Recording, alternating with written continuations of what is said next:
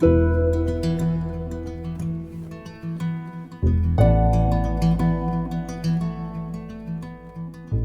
is Mountains and Men. I am Reese Gabois. I'm Peter Myers. And it's been a minute. Yeah. It's been a while. It's been I think it's been a busy time for both of us. I know I just finished busy season in tax accounting for the spring. So it just kind of, as one of the expressions, ate my lunch or whatever for a little while. So finally we're able to record again, I think. Yeah, no, it's, you've been really busy with tax season, which I'm sure you're happy is done. Yeah. Thank goodness. I cannot be working insane hours for a little while. So yeah, like I remember the last time we recorded, you were up till 2 a.m. Yeah, that's right. That was literally the night before. That's right. I forgot about that. Remember I was sick that day. Mm-hmm. Okay, I went home and I did not eat almost the entire weekend after that. Oof. Oh my gosh. I was miserable. So have you gone back and listened to that episode? The beginning. Yeah, no, I did. We sound dead at the beginning. No, I know, because I was like, yeah, hi. I literally just gotten out of bed a little bit before you got there and was drinking my coffee and stuff, so I was still probably half asleep. It was like, good morning, this is of Mountains and Men. I'm Reese. Yeah, I'm Peter. Yeah. And, how's everyone doing? Yeah. But yeah, we're a little bit more energetic. I'm coming to the end of my busy season. I have one more week left with my athletics job. I was at work till 8. I'm a teacher, so I teach during the day, and then I work for the athletic department. Albeit it's a pretty simple job that I have for the athletic department, but it is longer hours. I'm mostly standing there. As a teacher and a married man too, who's working those kind of hours, and then obviously still wanting to spend time with your family, I'm sure that just ends up being a lot of extra time. And you had family in town recently, right? So that's part of what it's good, but it's just that just meant that you had less time to do things like this. So. Yeah. I did have my family in last weekend, and the weekend before you were singing at the Basilica. Oh, that's right. Yeah. So it's just been busy. Yeah, but I think we're doing all right. Yeah, it's gonna be good. Would you actually ever consider doing? Well, no, we'd have to get different equipment. What, singing, recording? No, no. We actually have the equipment, I think, for singing. Yeah. Already. Then what's the other equipment you want? I was gonna suggest recording, from distance, but we would. Oh, yeah, we could. Well, this mixer that we have has a call-in feature for a cell phone. Yeah, but I'm not sure. So we just have to figure out how to do that. But and I actually have seen microphone extensions for phones. That's true. You could do that. I mean. Yeah. But because there's we could also test it sometime and see, because it might be fine even with the phone audio, because I think the mixer's supposed to make that better. Yeah, because we do have plans of moving into the direction of video podcasting, and we kind of have stuff somewhat set up for it. I just need to figure out the software and hardware nature of which is everything of that style of podcasting. But if we're doing there's this podcast called Classical Mind. And I haven't listened to it in a while, but they record at a distance. They're the two co-hosts live states apart, but they sound like they're right next to each other. So if we're not have the right equipment, if we're not doing a video podcast, we might actually be able to get away with the distance, and the listeners won't be able to tell that Reese and Peter are not with each other right now. Yeah, and I feel like we're close enough where whether or not we're with each other doesn't really affect the quality of the conversation. Yeah, if you don't know someone and you're doing you're zooming in, that clearly affects the quality of the conversation. Because a lot of people have said that. But good. So today, we actually have been trying to figure out ideas. Every time we try and do an episode, let's get a theme. Let's focus on a certain question. And I think we have a lot in our back pocket. Yeah, we have some things definitely coming up over the summer, I think, too, once we both are a little bit less busy. But yeah, but my students have been listening to our podcast, which is cool. And one of them requested that we do an episode. Shout out to Sophie. I'm not going to say Sophie's last name, but shout out to Sophie. She suggested that we do an episode about just our life story. And individually. So we're gonna do one episode on Peter and then one on me. And I thought that was a great idea. Yeah, I completely agreed. I think that's an awesome thing to, because we're especially early on, to kind of share where we've come from, what our journeys are. I mean, yeah, and we're amazing. So we would, of course, we are an inspirational bunch over here. Okay, on of Mountains and Men. But yeah, so today, and that's why we have thousands of listeners. That's why we have thousands of listeners. But so today, I'm actually going to be the interviewer, and Peter, you will be the interviewee, which I'm really looking forward to. learning a little bit more about you. I have a good idea already of who you are and your life story, but I'm sure I'll get to learn a lot more about you today, and our listeners will get to learn about the great man behind the mic. Well, yeah, and then next time, the tables will turn, and I'll get to interview you. Yeah, so. we'll see how that goes. Oh, just shout out to you, Peter. I joined the ladies book club. Oh yeah. I don't know if you should say the name, but yeah. I think it's fine. I mean, it's not an official name. It's like, I mean, fair enough. It's called Ladies Book Club. Ironically, it's a bunch of men. But we were talking about you yesterday. They were like, we were like, Blind Peter. Yeah, Blind Peter's awesome. We love Blind Peter. I think someone was saying that they're like, I really miss Blind Peter's insights. Yeah, he has really good insights. Oh yeah. I mean, that was an awesome group of guys. I loved I mean, getting to like the guys like meet for like a half hour after like an early morning mass on Fridays, and it's definitely like a really cool like opportunity to just talk and like go over a book or a reading or an encyclical, and yeah, it's definitely been a really beneficial group. So yeah, they are really good guys. Yeah, love them.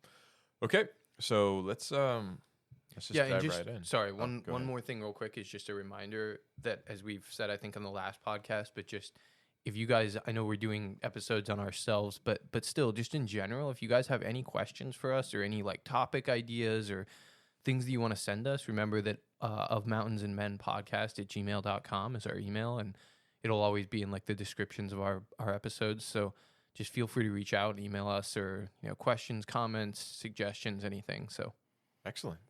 Wonderful. Yeah, I think we did that, but we forgot to mention it at the beginning of last episode. Yeah, so that's why I just wanted to throw that in there. Great idea. All right. Are you ready, Peter? Mm-hmm. Excellent. So, let's just start off simple. Where were you born? What was your childhood like, Peter? Yeah, I mean, actually, it's kind of funny because I always tell people I grew up in Kentucky, which is true, but I actually was born in Mission Hill, California. Which is just outside. It's a suburb of Los Angeles.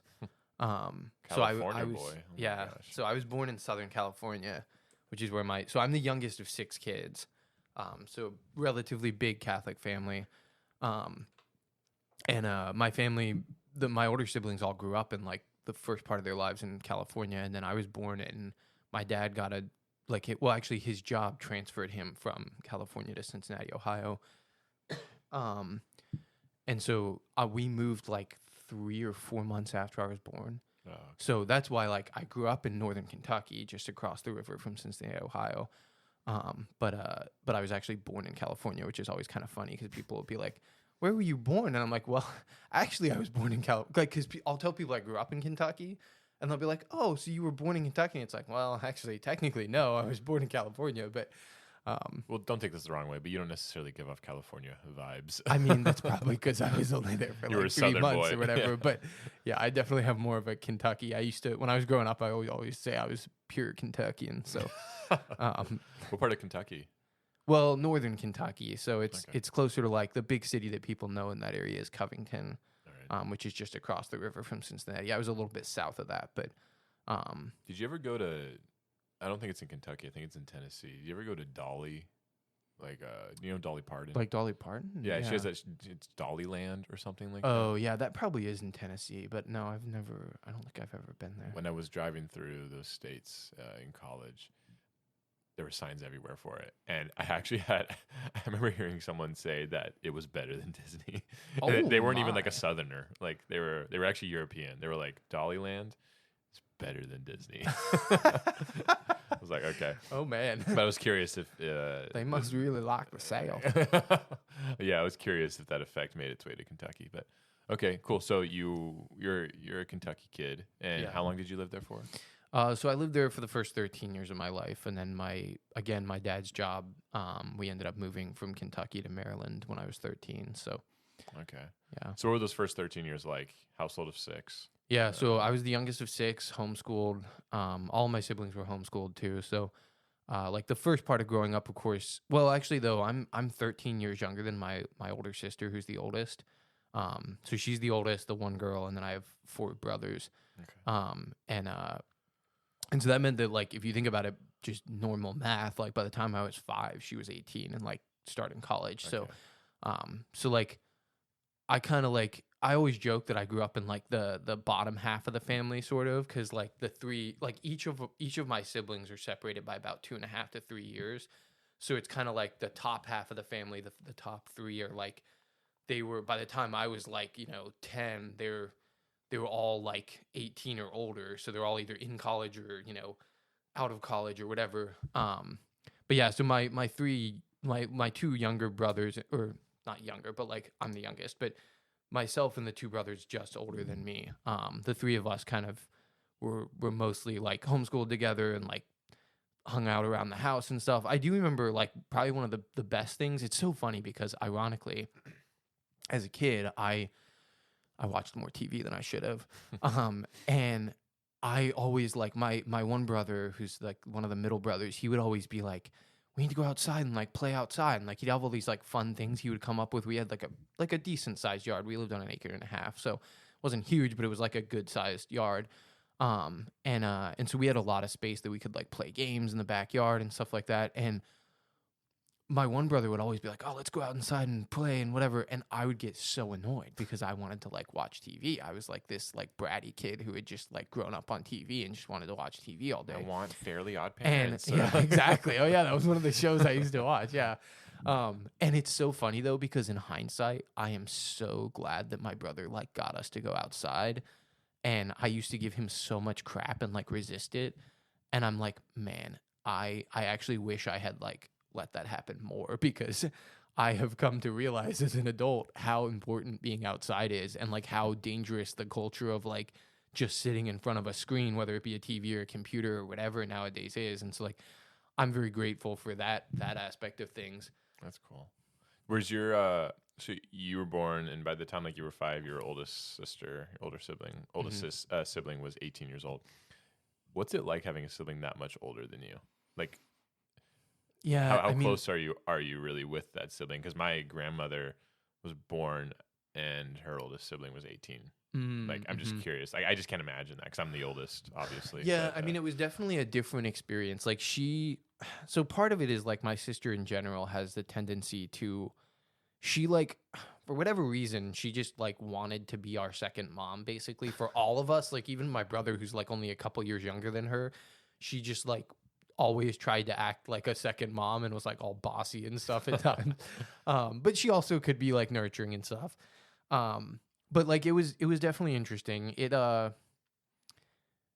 initially I think it was kind of that like older sister kind of almost like another mom kind of nurturing thing. And then as I got older though, like it's kind of funny because like when I was like, I don't know, like somewhere between like 10 and 13, like my sister would like talk to me about her like relationships and stuff sometimes, and I'd give her advice. So that was interesting, but yeah, I mean, it's just like an interesting dynamic. That's why I kind of say the thing of like the two families almost, because like my 3 oldest siblings would always talk about things that were like just so different, and like that normal thing too that everyone experiences on some level of how like the first kid is typically like treated a lot differently than like the kids down the road. And so like by the time, like the fact that I grew up on a lot of TV was very different, because my sister, who's the oldest, when she was growing up, they barely watched TV, and the only things they ever watched were like old TV shows or movies from like 60, 70 years ago. And then when I was growing up, I was just watching like whatever the current TV was all the time. What type of old shows were they watching? Oh gosh, that's a good question. I'm trying to remember all the things that they'd talk about. I mean, it was mostly like old movies. Like my dad loves like Laurel and Hardy, if anyone's ever heard of that, or if they want to look it up, it's kind of funny. But the Marx Brothers is like old comedy things from like the early 1900s, like black and white movies and stuff like that. I Love Lucy, I remember we watched some, like things like that.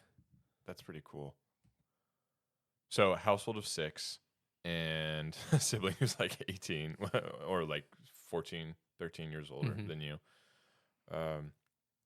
Any crazy stories from when you were like in Kentucky, ages 4 months old to 13? Honestly, I don't know that like I remember. It's interesting because I don't really remember a ton from like my early years, which may be related to like to like the experience I had when I was 9, but so like when I was 9, I lost part of my vision Okay. due to a rare gene disorder called Leber's hereditary optic neuropathy. It's a mouthful. Yeah. But it's something that like I think that experience just I think for whatever reason that may have like affected like the trauma or something may have affected my memories or how Oh, I really? Okay. experience things, or I don't know. Like, although I've also talked with like a psychologist about this, and they've pointed out that it might be something too about like physical space that memories are linked a lot with like physical spaces. And since we moved when I was 13, I don't have any of those like physical spaces to remind me of the things. Like a lot of people, if they grew up in the neighborhood, or sorry, if they live like in the future, even in the same like state, and they like drive around and they see their old school or their, you know, whatever place like that, they might remember things linked with that because of the physical memory. But like, I mean, I've been back a few times in Kentucky, and that does sometimes like trigger more memories. But I'm sure. but yeah, I don't remember a ton other than that, really. Fascinating. So did you start to go blind at 9, or did it start before then? Yeah, so that I do have relatively vivid memories of. That it was the summer of 2002. I was 9 years old. My birthday's in April, so I turned 9, and then we had the baseball season that year, and that was the year at age 9 when we started picking positions. And so I had decided I wanted to be a catcher, which was the position I loved the most, and got all the gear and everything. And like that season, I didn't play it a ton, but I got to play it more than I had, because like the couple of years before that on baseball, we had kind of just like rotated positions in general, and there wasn't a whole lot of like people designating positions. And then we had a big enough yard in our house in Kentucky that we would play, like our family would just like, my dad's a big baseball guy, and so we would go outside and just like play baseball in the yard. Like we had a big enough yard that as kids we could play that. And I remember sometime in like, I think it was August of that year, we were outside, like a few of us like playing baseball, and somebody was like throwing the ball, and I was like having trouble seeing it more than like usual. And I was like, this is not good. Like I've never had an issue seeing the ball before. And so I initially, like, you know, of course, told my parents about that.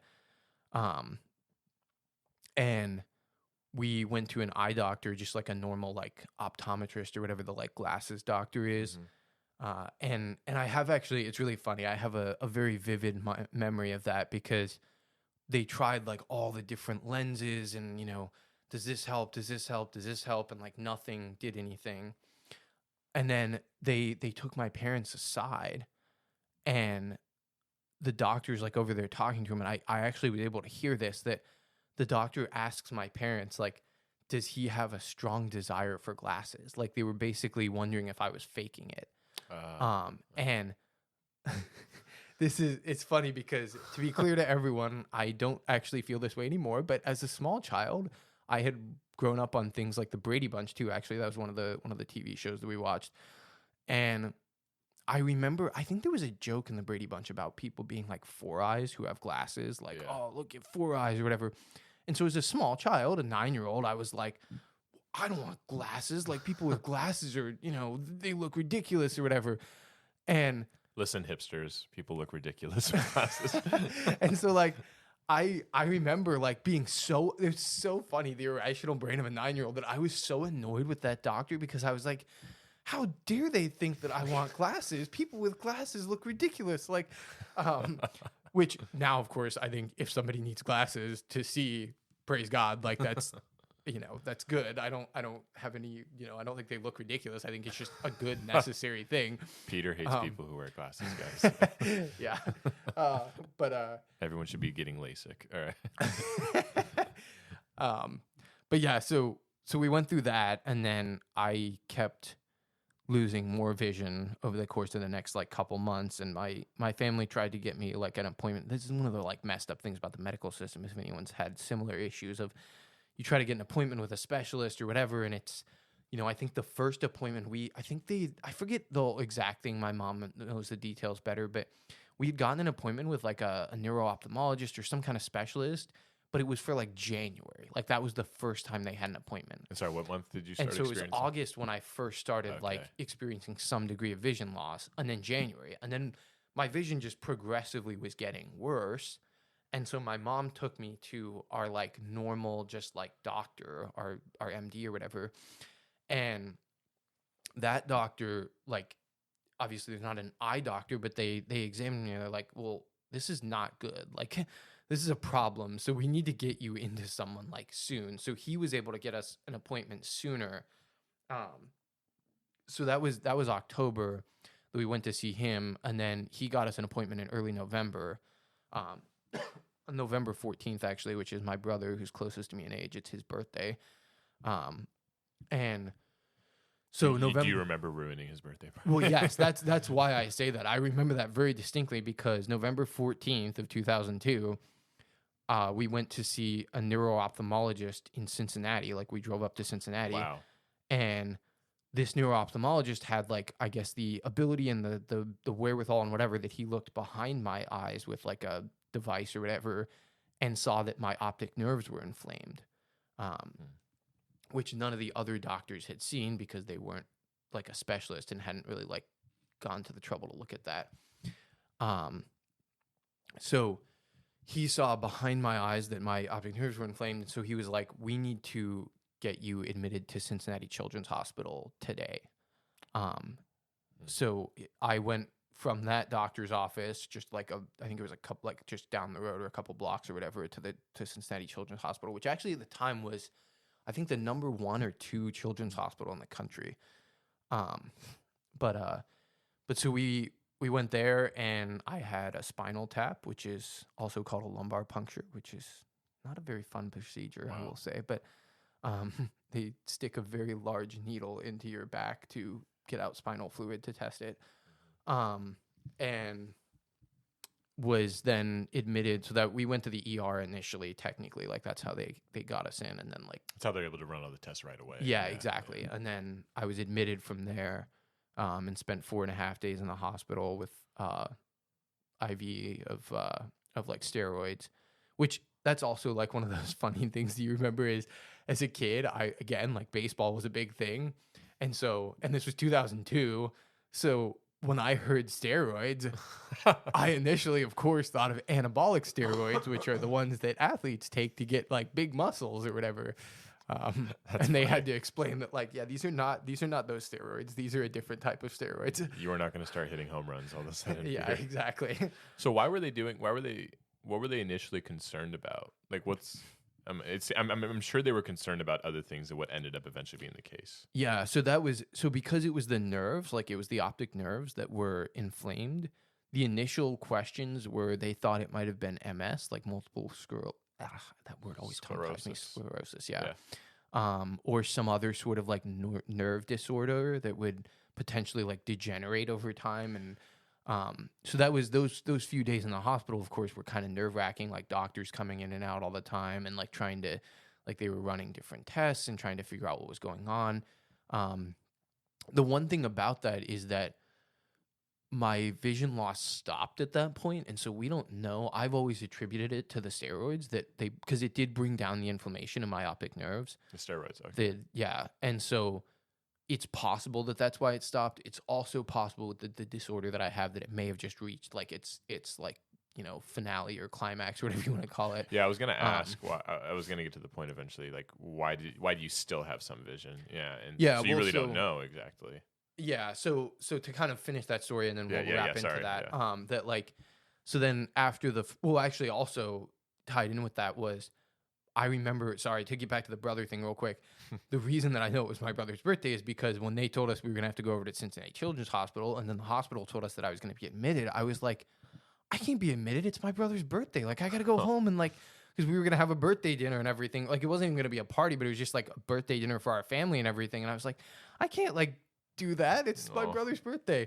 That's nice of you. But yeah, so then I spent 4.5 days in the hospital, and when I was discharged, they still actually didn't know what was going on. Like, they hadn't actually figured it out. But because my vision had stopped getting worse, at least they were like, all right, like, we can discharge you, at least you can go home. And I was still coming back in for like outpatient stuff for a couple weeks. And 2 weeks later was when the test came back positive from this like lab in Kansas that they had sent some of the blood tests to. That the way it was phrased to us was like somebody just kind of like almost like on a whim tested for this rare gene disorder, and it came back positive, and they were like, oh, this actually makes sense. So it's called Leber's hereditary optic neuropathy, like I said.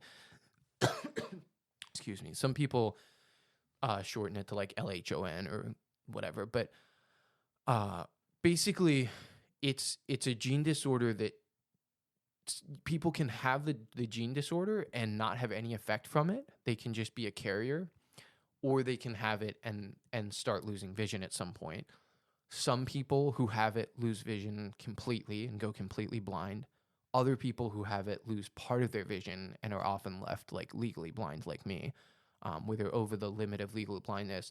That's also why it is that I've had, probably at this point, more than 1,000 people in my lifetime have been like, oh, so glasses don't help? And it's like, yeah, glasses don't help because it's not my eyes actually that are the problem. Yeah. It's my optic nerves. So glasses are a correction, which I had to learn this, and I still don't know the like super scientific backing of this, but I know on a basic level that glasses correct vision problems with our eyes versus technically speaking, my eyes are fine.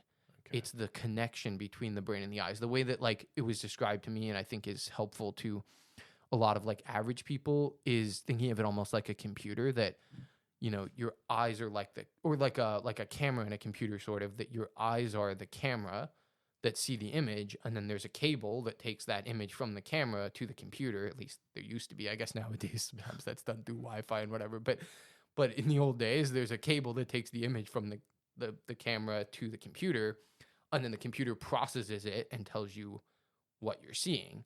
Mm-hmm. In my case, the cable is the thing that's messed up, not the camera. Interesting.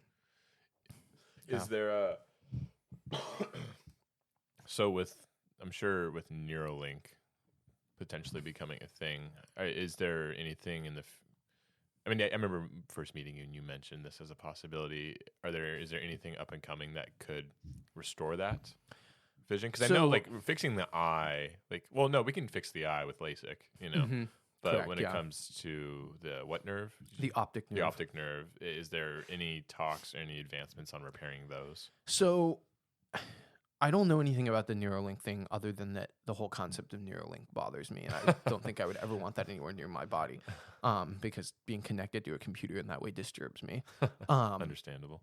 But what I do know is that the thing that is a potential option for the future is like gene therapies. So things like CRISPR, okay, which was a thing that was developed, I think, gosh, now it's probably been almost 10 years, I think, since it was developed or more. But when I was a missionary at MIT, it was like newer back then, and so it was being talked about a lot. But that's preventative though, right? Not necessarily. Okay. It can be used on a current like on an individual like now, like to take out genes and update. I mean, again, I'm not a scientist, so I don't understand all the details, but essentially to like update something and have it, like, you put them back in, I think, and then that's supposed to like somehow like help the other ones to regenerate or update or whatever. So there's a possibility that something like that in the future could be used. Right now it's still like too experimental, and they're not really sure exactly if it would work. Right. But there could be ways to like regrow the optic nerve or parts of it in that way. I remember a couple years ago I looked it up, and there were trials being done, I think, on people with my gene disorder involving like gene therapy type things, but they're like very experimental and absurdly expensive. And so it's one of those things where like if we get to a point in the future where it was a reasonable price and the risk involved was relatively low, I would consider it. But at this time in my life, I'm functional enough that to me, it doesn't seem worth taking an absurd risk. And also, like, of course, the money is like absurdly expensive too for these trials and stuff. But with these that's trials, where we're at. Was there success in these trials? Like people had their vision restored? I don't think we had gotten to that point yet. I think they were still just kind of testing it. But what are some of the side effects of this gene editing? I don't think. Well, okay, I'm not a scientist, so I can't speak into that too much. But I don't think we know super well because I mean it's like any other new thing that like it could have side effects that we're not aware of yet. I think. Yeah, I don't think there's a ton of side effects of it. I think it's more a question of whether it could actually work for something like that. Especially with the money involved, which makes a whole lot of sense. Well, yeah. Yeah. Okay.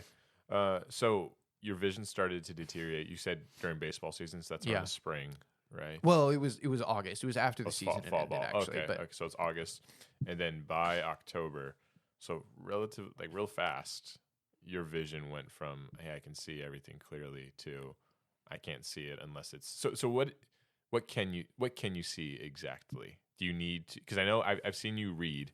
And you have to have it right up against your eye, or you're magnifying it with a screen. Yeah, I mean, like, I think print size, like, I need much bigger than large print, quote unquote. So there's a thing nowadays called large print that's, like, used for certain people with, like, minimal visual issues. But large print is, like, I think 16 or 18 point font or something. It's, like, barely bigger than the normal, like 11 or 12 Yeah, that's not the font. Larger. I need, like, to be able to read on a reasonable level, I need something along the lines of like 36 to 48 to like 50 something minimally. Wow.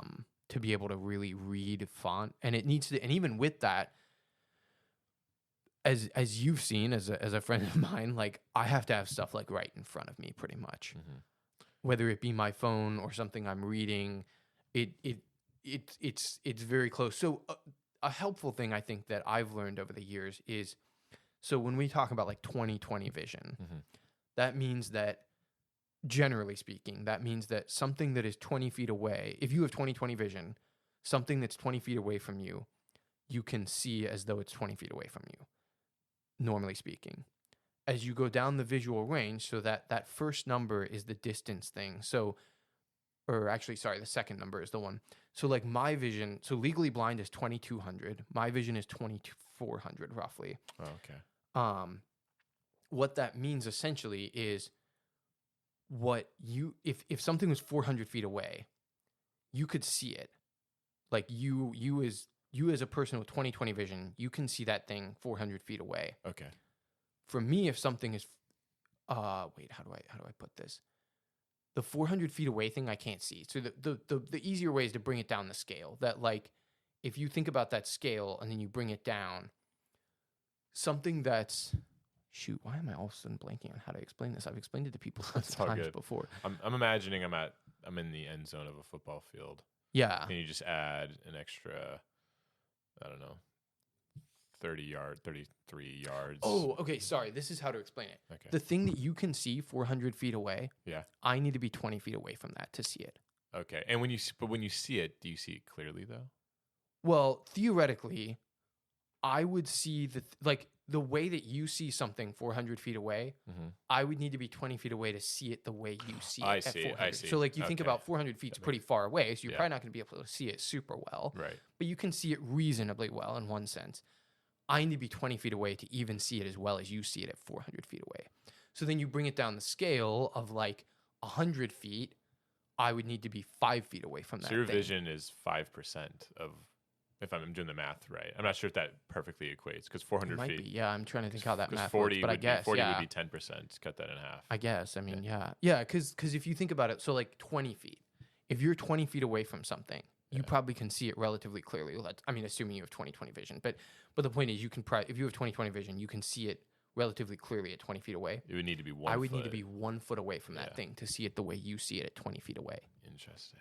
So that's how like crazy different the scale is. So I can see things, and I can see them well enough that like we're sitting probably 3 or 4 feet apart from each other right now. Yeah. So I can see you But if you think about like, so let's think about the math on that. If I'm like 3 feet away from you, I probably see. Wow, I don't know if I've ever actually thought about this quite this way, but I probably see you the way that you would see someone who's about 60 feet away from you.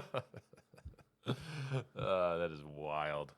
That's fascinating because I don't think I've ever gotten to that kind of like specifics before, but that is really interesting. That is really interesting. Holy crap! I mean, that's now I feel like I have a really good understanding of how you see, because of just this. Yeah, breakdown. I need to start saying that more to people because I've always done the degrees thing, but I've never given quite that example. Well, you're using the before of, terminology, Yeah. which makes sense. That's what everyone appeals to. But no, there is almost a simpler way to convey it. Wow. Wow, that's fascinating. Because even like there's a cabinet over here that's probably 5 or 6 feet away from us, and I'm thinking like 5 or 6 feet would be about 100. So that probably makes sense. That I bet if you were 100 feet away from that, you'd probably see it kind of the way I can, which is that. This is That's blowing my so mind. interesting to think about. Wow. Okay. Because you at 100 feet away with someone with good vision, you probably could see that there's a cabinet and that there's some things inside it, but you wouldn't really be able to tell what's inside it from 100 feet away, which is where I'm at. Like I'm 5 feet away and I can tell there's a cabinet and that there's things inside, but I can't tell you anything about what's inside. Yeah, that's exactly how it would feel if it was 100 feet away. I would be like, oh, there's definitely something inside that cabinet. No idea. Wow. Wow, I just had a revelation on that too. Wow, that's cool. That is pretty cool. Okay. So do you remember the frustration, like the emotional frustration you were experiencing over those few months? Yeah, I mean, for sure. Like, well, wow, that's actually a good question. I remember the emotional frustration afterward. Because were you thinking it was going to be undone? Probably. I mean, I think I just don't have a whole lot of memories from those few months. I think it was it was probably so painful that I think maybe I'm over psychologizing it, but I think that my brain has kind of like blocked some of that out as like a defense mechanism thing, that it was probably just like so traumatic and painful that I don't really remember that time much. Like those few months, like I have the vivid memory of like the baseball thing where like just like playing out in the yard for fun and not being able to see the ball. And I have one vague memory of my grandfather coming to visit during those couple months. I think it was maybe in September or something of that year. And aside from that, I remember almost nothing from that time period. Weird. That's interesting. Because I mean, I know some people they'll undergo a physical change because of some defect or virus, and they'll I've heard things about people who are experiencing like tinnitus, where they hear ringing in their ear, and it will drive them crazy because they never experience silence anymore because they just hear constant ringing, and some people even become like super depressed because of this radical change. And it's something kind of simple, and especially relatively speaking compared to your vision issues. So yeah, it's probably was a defense mechanism with your brain why you don't remember it. But you said you remember a lot afterwards, like the emotional. Yeah, I just remember stress. all the time. I mean, I remember the stay in the hospital reasonably well. And I definitely remember like the next couple years that we were in Kentucky after that, of like just learning how to adapt. Yeah. And trying to figure out how to live without, as a 9-year-old, 10-year-old, 11-year-old, 12-year-old without a lot of vision. Did you notice an increase in your hearing during that time? Yeah, I mean, I think what I would say, the way I would phrase it, my impression of it, I mean, maybe this isn't universal, but I think that what people talk about with with people who are blind or partially blind or whatever, is it's more an increase in sensitivity to the recognition of that sense. That like I don't think my actual sense of hearing improved at all per se, but I think what happened is that my ability to perceive my hearing was emphasized. Okay. If that makes sense. Like the way our senses work as humans is that, kind of like that example of my eyes, we take in data through our physical body, hearing, sight, smell, touch, and then our brain processes that data. And I think because I couldn't see as well, my brain was able to like adjust and process the hearing data on a more minute and precise scale. But the interesting thing about the hearing is that something I've learned over the years, my ability to like hear like noises off in the distance and things like that has definitely improved. I found that so much over the years where people will be like, wait, you heard that? Like, or I'll be like, oh, did you hear that thing? And they're like, wait, what? But at the same time, something that I didn't understand until a few years ago, my conversational hearing is just as bad and actually arguably worse than most people. And the reason for that is that most human beings unconsciously read lips when they're in like a crowded room. Yeah. Like if you're in a conversation in a big room and there's a lot of noise and talking and music and whatever going on, most people have this innate thing in our brains that as we're conversing with someone, if we can't hear them that well, we see what their lips are, the forming of their lips. And so it helps our brain perceive, oh, they said, whatever word. I can't do that. And so I actually find myself having a lot more trouble, which I think is probably part of the reason that I hate crowded, well, not crowded rooms. I don't mind crowded rooms per se.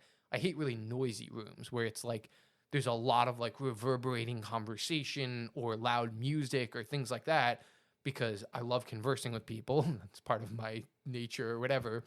And if I'm just like sitting there and we're having to try to shout back and forth from, a couple feet away and I can't hardly understand anything they're saying because I can't read their lips, it's just really frustrating and annoying. I also remember you explaining to me one time, another reason you hate the crowded rooms is because you are more sensitive to the noise. So if you and I are having a conversation in a crowded room, there is a lot of noise. You can also hear the noise. Like I can hear it too, but my brain is somehow able to shut that off. But you're more sensitive to that sense, so you struggle with it. Like you have to intentionally ignore that conversation that you're hearing to the side. And that's what's interesting is I just realized. I wonder if again I'm having another revelation here. That I wonder if that has to do with what I've never made this connection, but I bet that has to do with what I was just sharing about the lip reading thing, because I've noticed this also with like lectures. Like when I was in college and in seminary, I think a lot of other people, it's easy for them to, not easy, but it's easier for them to sit in a room while someone's lecturing or presenting or whatever, because they're not only listening, but they're also watching that person, and they see the person's movements, the person's gestures, the person's, all the different aspects of the person. And even in a conversation with somebody a couple feet away from me, I'm going to be able to pick up on some of that, but I won't be able to pick up on as much of it as other people, particularly things like facial expressions and lip movements and things like that another person would be able to perceive.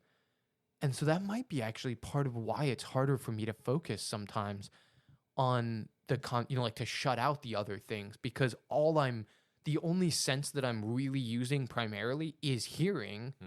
And so then if I'm hearing us talking, but I'm also hearing a conversation to the side of me, my brain is like, well, wait, which one matters more? Because I'm hearing both of them right now, and it's having trouble deciding because I don't have that like factor of being able to stay as focused on the person in front of me. And I think I've trained myself over the years to be pretty good at that overall, but I do think it's probably harder for me than the average person in that way. Interesting. Yeah, because there are people who don't have any sense deprived. They don't like there are two communities of podcasts. There are video podcasts and just purely audio podcasts.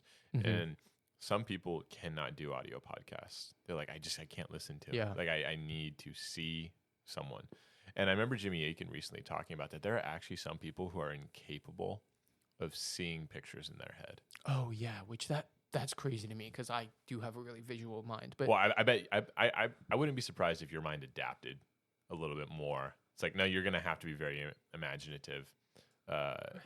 Perhaps. Yeah. Just because that's to assist. Because like whenever I'm reading a book, I like to think that I'm decent somewhat at visualizing things. Mm-hmm. But I can see people who have a very difficult time visualizing what's in the book, struggling to get through it, especially like a book written by Tolkien or C.S. Lewis, who take some time when it comes to describing the scenery, So you have the ability to imagine. You've kind of made that point clear, right? You can picture images very much, but you do also lack the actual physical experience of seeing, which prevents your, that doesn't Well, necessarily of seeing prevent, as but well, but yeah. but yeah, seeing as well, but you lack that like sufficient sight to the point where it makes it difficult for you to focus on conversations when there's a lot of other things happening. Yes. Yeah, which makes sense. Okay. Wow.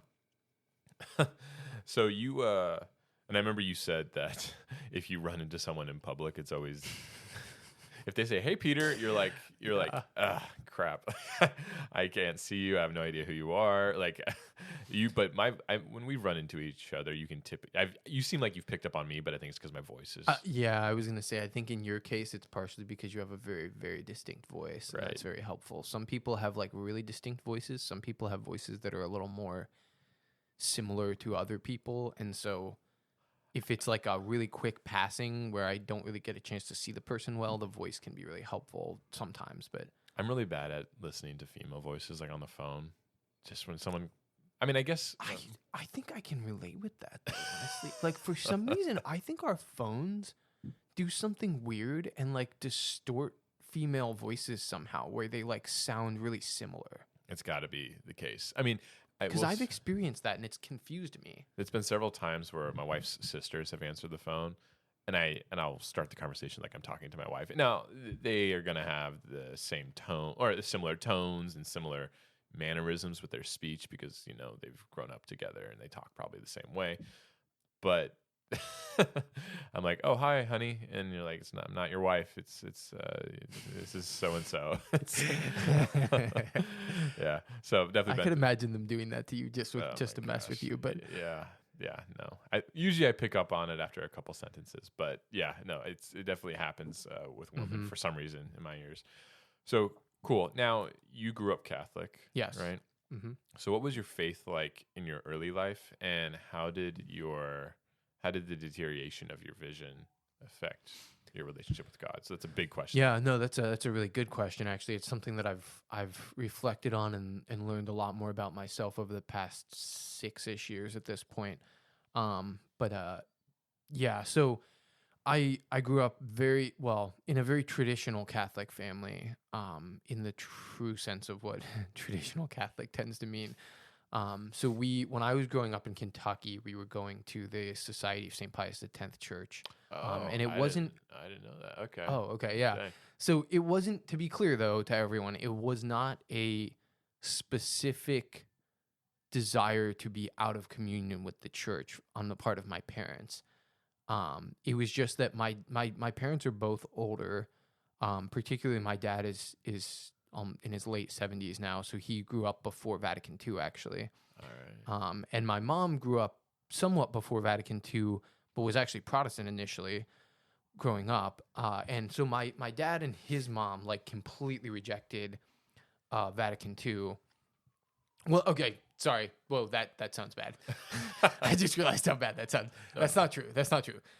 My dad and my grandmother did not like the. Also, I think everyone can probably hear that siren in the background. So here, you keep talking. I'll just go close the window. Oh, okay.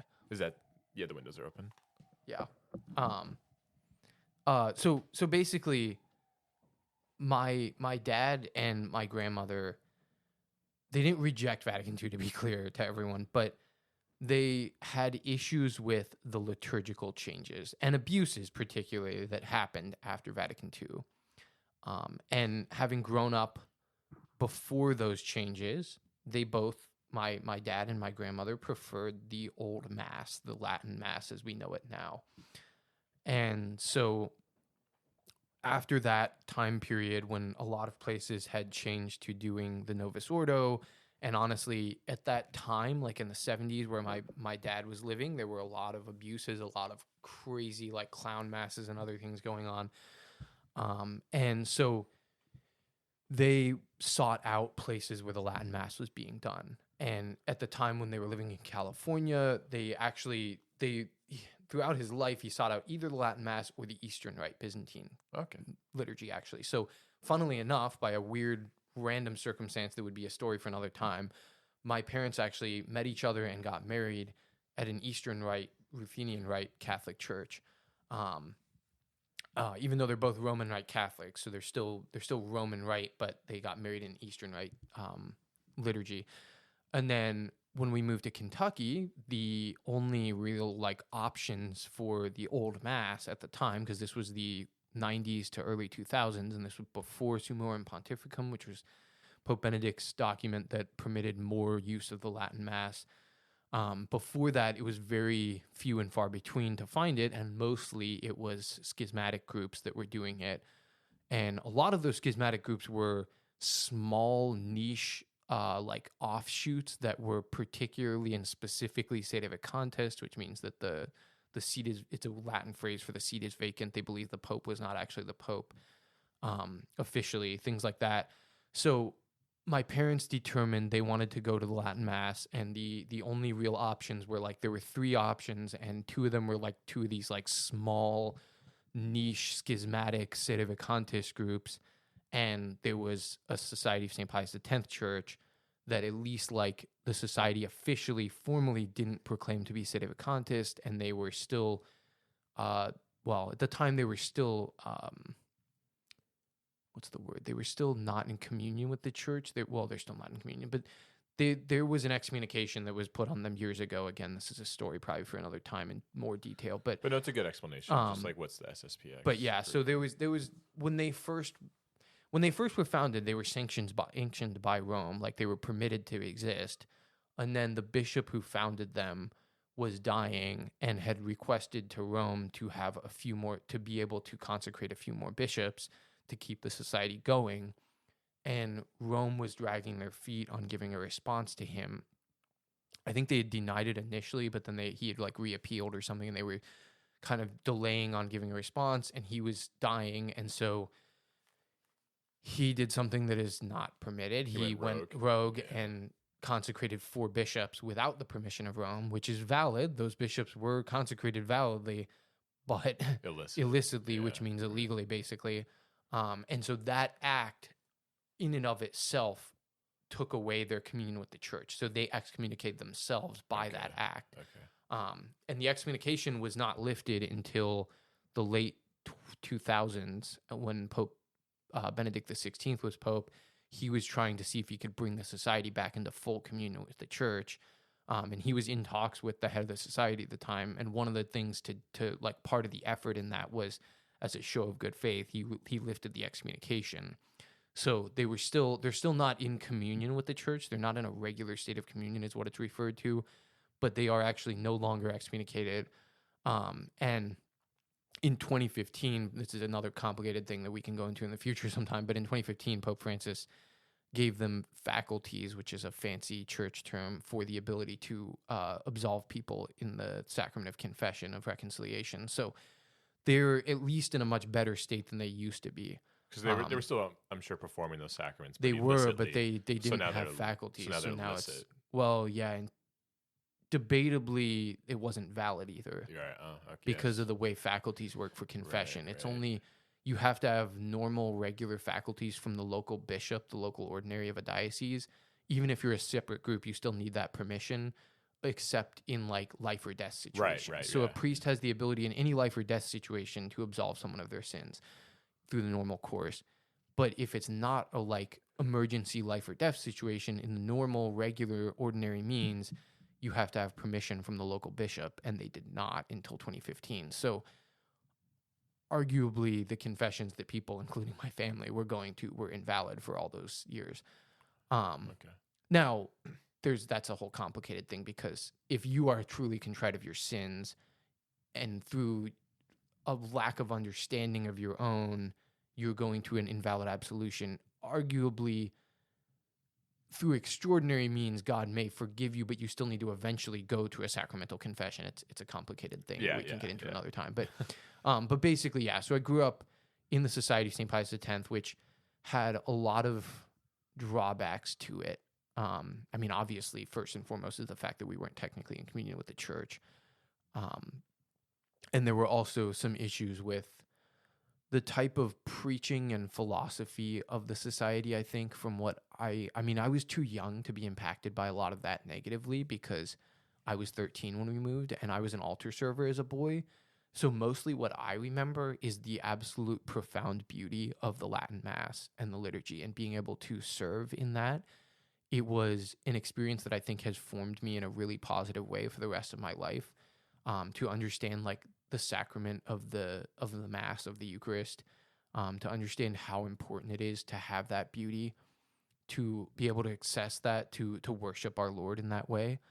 But my older siblings, none of whom are practicing the Catholic faith anymore, I think they were all very negatively impacted, unfortunately, by different aspects of the society. Because I think one of the unfortunate things that I've learned over the years is I think the society has, well, or the people, because a lot of these things aren't formally parts of the society per se, but the people who tend to gravitate toward that group tend to be people who not only want the Latin Mass, which is a good thing and a beautiful thing, but they also often have a tendency to want to go back to live as though we still live in like the 1940s or 50s.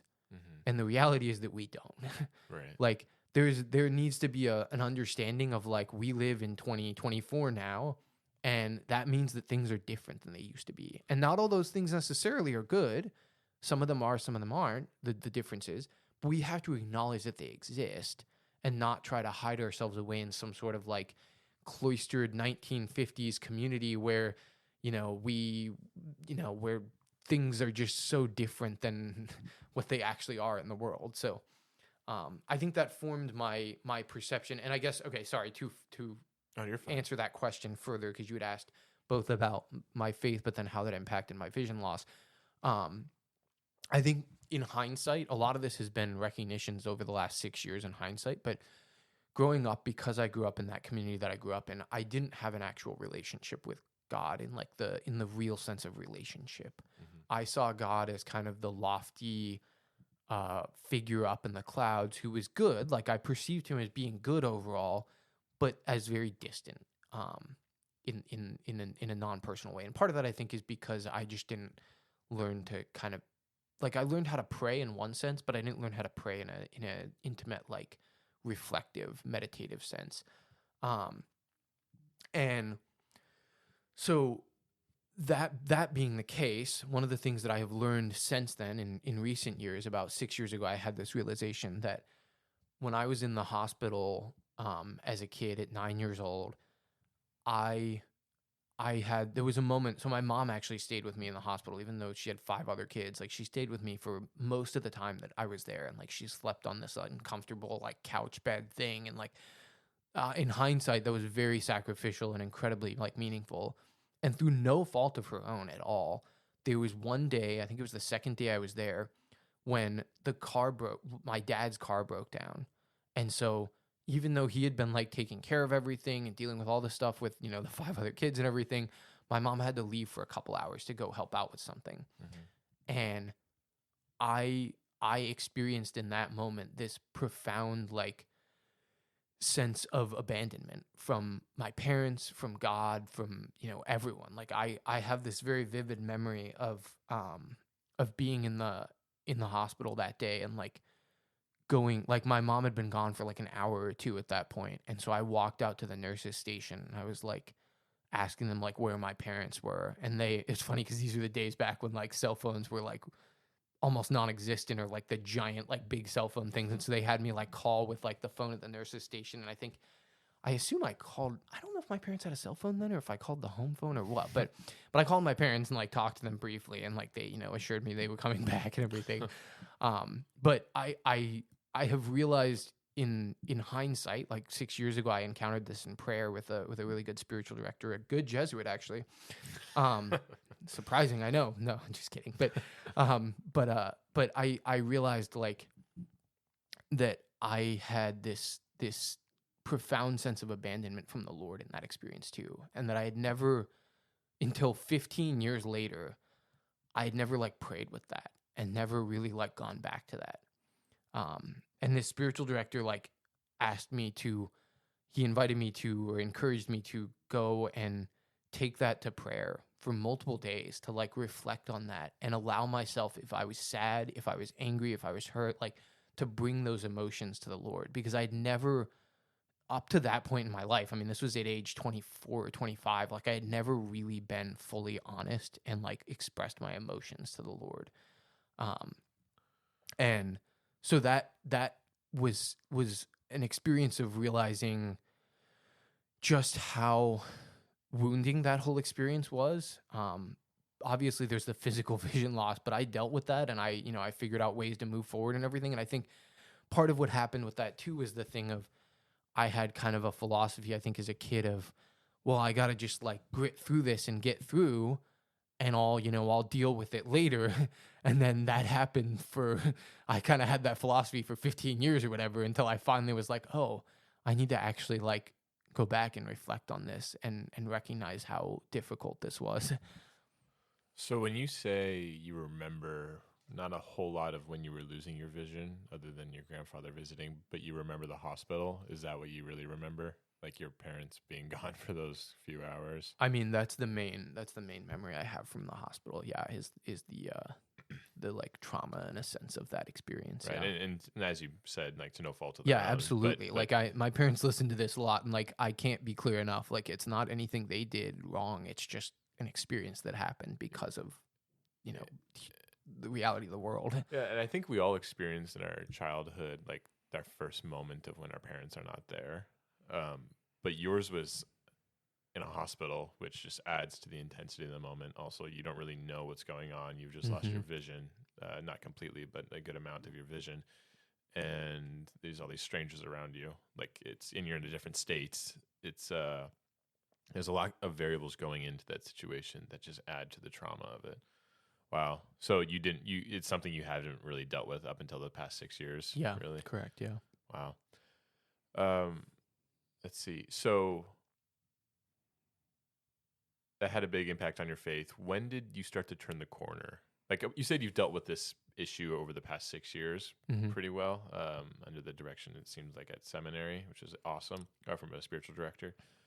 But what got you to go to seminary? And I know you were a focused missionary. Like, what started your more intimate turn towards the Catholic faith?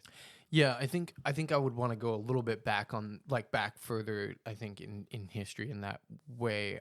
Well, in my history, but not in history. But so after that we moved to Maryland, and I was in high school being homeschooled. I was kind of, at that point, I was in one sense kind of being homeschooled on my own, because by the time I was in high school, my closest to me brother was like a senior and or starting college or whatever, in midway through high school. Before actually you get into, did you like being homeschooled? That's a very complicated question. Oh, it's because yeah. I think homeschooling is a really good thing. Mm-hmm. That's how I'm going to answer that for right now. Okay. All right, cool. I know that's kind of a different topic, but that's okay. I mean, we can talk about that in the future maybe, but I think I'll leave that at that for right now. Sounds good. But yeah, you're turning. But yeah, so I had gotten involved with like a youth group through like homeschool things when we moved to Maryland, and senior year of high school, I went to like a retreat with that. And so I've thanked the Lord for this, that I've always had like some degree of like, even though I said I didn't have like a personal relationship with him, I've also always had kind of a sense and a relationship with God where I desired to do the good, whether it was for the right reasons or not. Like even throughout high school, when I was like falling to a lot of personal sin that a lot of guys struggle with, and like just kind of drifting through life in one sense, I still would go to the sacrament of confession very regularly. Good. And was like always wanting to go to mass, and just always desirous of doing the good, even when I was struggling and not living it well.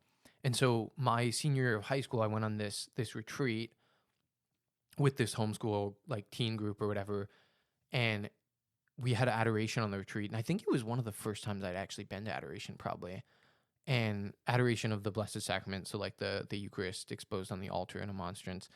And I was praying in that experience, and they offered confession. And for whatever reason, I just felt this desire to go to confession.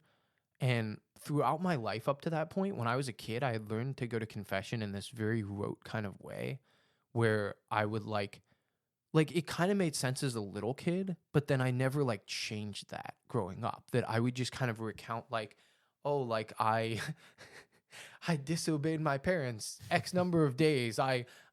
This is a funny phrase. I don't know if I've ever told other people this, but I used to say this was like what I was taught as a kid. I fought and quarreled with my brothers each day for a week or something like that. Like it was these like really specific like rote phrases.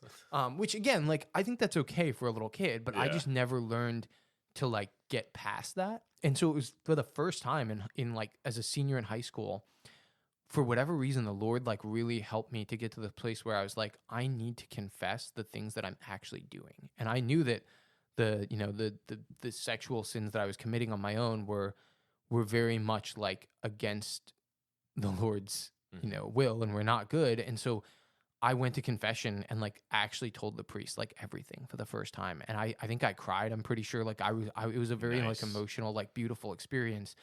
And that was like the beginning of kind of the turning point of realizing like, wow, I need to actually like try to like, I had this innate desire to live well, live good, but like, I just like, that was like the beginning of the turning point. And then the next step along that path, the Lord has had a lot of like powerful moments in my life, I guess. But the next step along that path was, so that was senior year of high school. I started college that fall. And I wanted to go to Franciscan University of Steubenville, where Reese went. I really, really wanted to go to Franciscan. I had friends who had gone off to Franciscan. I actually came to visit Franciscan the year before I entered college. And the only reason I couldn't was because Franciscan is very expensive. And I was getting, thankfully, like, praise God for this, because I don't have student loans because of this, but because of the unfortunate nature of my visual situation that I'm legally blind, the state provided like funds for me to go to college up to a certain amount, and the max amount was the biggest state school in the state of Maryland, which is University of Maryland College Park. But that's not anywhere near how expensive as most private schools are, especially back then. Which isn't that long ago, but yeah, it was. Yeah, exactly. And so I really wanted to go to Franciscan. I actually even like had been accepted, went to like the summer. This was back when Franciscan had like summer orientation things. They did those. Oh, do they still do? I mean, I'm not that much younger than you, but okay, I believe they still do those. So I actually went to the summer orientation thing and everything, and like met some other people there who I thought I was going to be there with. And then it just became clear. It was like, all right, I can't afford this. I can't do this. So I went to community college for a couple of years here in Maryland. And my first year of college, my older brother, Paul, so my siblings are Mary, Joe, Paul, Gregory, Robert, and me. So bunch of very like traditional standard like Catholic names. But so my older brother, Paul, who is the third oldest, he was 26, and January of 2012, he just passed away suddenly in his sleep. Unexpectedly, like none of us were expecting that, obviously, at age 26. He was about to turn 27 in like a few weeks from then. And so that was January of my first year in college, and obviously a very formative like time in your life in general, 18 or whatever. And that experience was probably like the biggest turning point for me, though, actually, in my faith journey. So we went to when we moved to Maryland, sorry to go back a little bit. When we moved to Maryland, my three older siblings, Mary, Joe, and Paul, stayed in Kentucky. They were all in college or out of college at that point, and they actually got an apartment together and stayed in Kentucky because two of them were in college. They didn't want to move at that point, and so it was just like, all right, we're just going to do this. So we kind of like, that's part of why I joke about the family thing too, because we kind of like had to split the family a little bit at that point. Yeah. So my two, siblings closest to me in age and me moved to Maryland with my parents. So Paul was still in Kentucky actually back then, when he passed away. And so we went back to Kentucky for his like wake and funeral and everything. And I got to see firsthand the powerful journey that he had experienced. And we actually found a talk, which, now that I think about it, maybe we can post that in the description of this episode, because we published it on YouTube a few years ago. But we found a talk that my brother had given before he passed away. So to give a really quick kind of synopsis of my brother's journey, he was like me, grew up Catholic or whatever, and kind of drifted away from his faith in college. And then the last year he was at he was at college, he lost all of his vision. He went completely blind due to the same gene disorder as me. Okay. And funnily enough, or, the grace of God or whatever, at that time, he had started to kind of re-enter the faith. And so he got really involved with the Catholic community at his college and really like came alive for the Lord. And actually it's funny too, because just on a basic like virtue level too, he had been kind of getting C's and just kind of barely passing through his school and like not really doing well and like, partying and drinking and whatever. And as he like came back into his relationship with the Lord and like lost his vision all at the same time, he realized he wanted to live excellence too. And so he like the last couple years of college, he got his grades like way up, like got a degree and everything. I'm sure he had to teach himself how to read Braille real fast. He did, yeah. Oh yeah. He learned all that stuff like really well. And like it was hard for him, but he definitely adapted. And the last couple years of his life before he passed away, he had started giving talks on why we should reverence the holy name of Jesus. And he was giving kind of his testimony as part of these talks in a sense. And so we found, I kind of vaguely, because, he was whatever it was, like 20, well, he was 26 when he passed away, but he was 8 years older than me, I guess. So like during that journey when he was in college and like past that, I was like, in high school and kind of not really paying a whole lot of attention to that. He was kind of my dorky older brother. And so like I knew some about that. I knew that he was like the Catholic one who I could kind of go to because the rest of my siblings had all kind of stopped practicing their faith at that point. But I didn't like have a close relationship with him at the time. And so we heard that, we found this recording of this talk that he'd given like a month before he passed away. And we listened to it, I think in Kentucky while we were there. And then we had like the funeral and the wake service. And I just saw like the beauty of this talk and how many people came to the funeral and the wake and everything. And there was something that was just so powerfully struck in me of realizing I just had this sense of like, I am like just kind of languishing through life right now. Like at the time I had been kind of just, going through the day-to-day things, still struggling with the sexual sins that I struggled with, like still not living well at all, just kind of, going to the sacraments, but like it was just going through the motions basically. And I felt this very clear sense of like we are all called to like greatness. Like we are all called to do something with our lives. And like, I desire to like do that. And this talk that he gave, he talked all about how like he had gone completely blind. He had been hit by a car before that, or well, during that whole experience or whatever.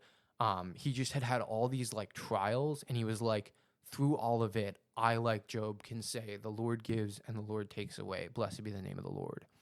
And it was such a powerful thing to see the witness of like in all this suffering, he still saw like the goodness of God. And so that experience like awoke in me this like clear desire to live for the Lord, to live for God, and to realize that I think it also helped me realize like we don't know when we're going to die. Like we have, as tragic as it was, we have a finite amount of time on this earth. And so like live well, like do what we can. And so that was what kind of spurred me to get involved with the when I then transferred to Towson University for the rest of my degree. I got involved with the Catholic campus ministry there, and I was like, I'm going to really get involved with this. And I did. And that began kind of a journey of the past 10 years of, I met a couple guys there who were invited, who built like a good friendship with me, and they invited me into relationship with them and friendship. And, a couple of them were discerning the priesthood with the vocations director at the time. One of them is Father Luke Koski, who we had on the podcast a couple episodes ago. And we started going to mass like very regularly. There was one summer, like my second year at Towson, when the group of guys and I like went to mass like every day over the summer, pretty much. And every day we'd go to like daily mass at the church here in Towson. And then we would walk to the bagel place, and we'd get bagels, and we'd talk about like philosophy and theology and stuff. And like the two of them like understood philosophy a lot better than me at the time. And so I was sitting there mostly just like, man, this is like crazy, like over my head. But now I could hold my own in a conversation like that. But so that like kind of began my journey, and I started learning how to pray. And we have an adoration chapel here in Towson, and we would go to adoration during that summer a lot. And like, I began to like actually build a relationship with the Lord. And so long and short version is kind of that I started doing that at Towson. And then my last year at Towson, we got Focus Missionaries, so the Fellowship of Catholic University students who send missionaries to college campuses. And it was through them coming to Towson and being really involved there that they invited me to be a missionary because of how involved I was with the Catholic campus ministry. I was the president of the Newman Center that year and everything. And initially I was kind of like, no, like I have a job. I actually had a job lined up with the accounting firm that I work at now. And I was like, no, like it's good. I thought about it, but then I was like, no, like I think I'm just going to stick with what I have.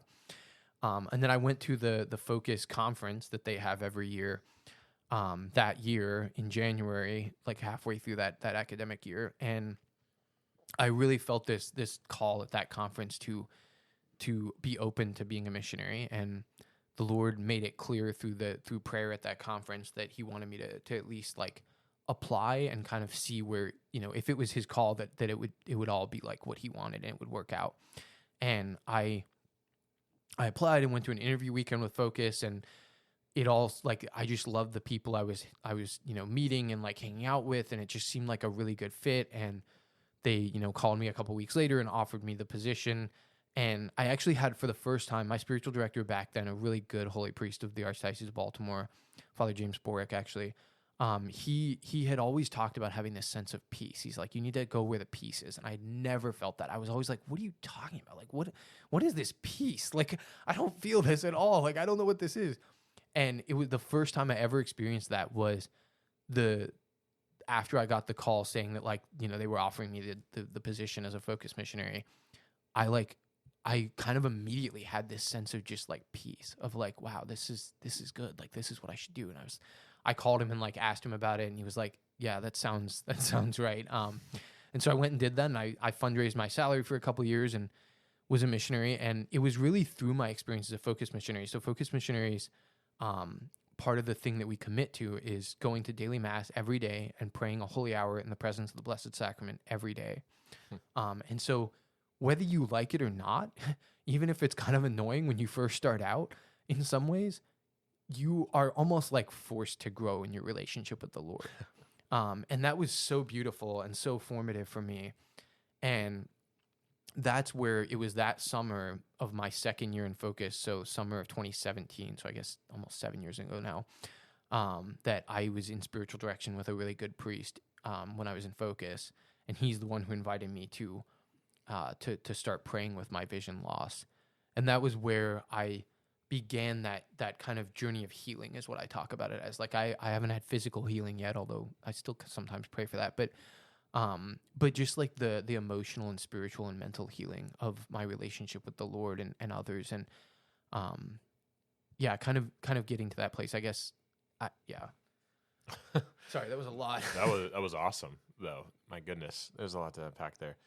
So your brother passing was a big turning point, it seems like, for you. Yeah. Like, your brother beyond the grave left an impression on you because of this talk that you guys knew he was doing and giving, but like you actually watched it. So did you guys ever find out exactly what led to your brother's sudden death? Was it a heart failure? His heart just stopped. That was all. They actually did an autopsy because it was such a rare, like, because he was 26 and there wasn't any clear. He was just like, he went to bed one night and didn't wake up. Yeah. I know that happens sometimes. My sister, my older sister, was never satisfied with that answer. Like, she's always been like, there must have been some reason. But she's the one who probably found him. No, actually, unfortunately, it was my brother Gregory, who's the second from me in age or whatever. But gosh, I can't imagine that. That would be horrifyingly traumatic. Yeah, that's a terrifying experience that I hope none of us ever really have to experience. But so your brother passes away unexpectedly, has this radical impact on you because of his radical conversion, which is just absolutely beautiful. I mean, that's a beautiful story, that through these trials, something beautiful is able to be drawn out of what appears to be disgusting. Yep. Just absolutely evil. But we believe in a God who can pull the good out of such terrible experiences, and that seems to have happened. And then it seems like God really blessed you with some people in college. Like, as a man who went to Franciscan, I'm assuming the reason you wanted to go to Franciscan was to experience an intimate Catholic community. Correct. Yes. Yeah. And it seems like God provided that for you, even though you didn't go to Franciscan at Towson, with men like Father Luke Koski and the other guys. And that's awesome. And I totally can sympathize with you when you say you're in these conversations and clearly they're just going over your head. Yeah. And you're just trying to catch up and not sound like a complete fool. But those are really good guys who you had, who I'm sure, even if you did sound like a fool, they're like, and they tried to help me like understand these concepts too. So definitely. And then so you were a focus missionary at MIT for 3 years? 2 years. 2 years? 2 years. Yeah. Okay. Fundraising the salary. Oh my gosh. I would hate having to do that. Yeah. To fundraise the salary. You know, I will say though, real quick about the fundraising thing, that was the thing probably that like in some ways scared me the most about being a focus missionary. I think it's the thing that keeps a lot of people back. But one of the things that I've found is a great grace from that is it gave me, I prayed with it a lot when I was doing it. And it gave me two really big things that have been instrumental in my life since then, is more of a sense of radical trust in the Lord, because I really had to just give it to the Lord and be like, look, if you want me to do this, I will put in, I have to put in the work, but like, you're going to have to give me the people who will support me, who will give me the funding that I need. So did you get some surprises when you made phone calls and like? Oh yeah. There were definitely, there were people I was surprised about. There was one person who I didn't even really know who gave me like a $5,000 gift that I was not expecting.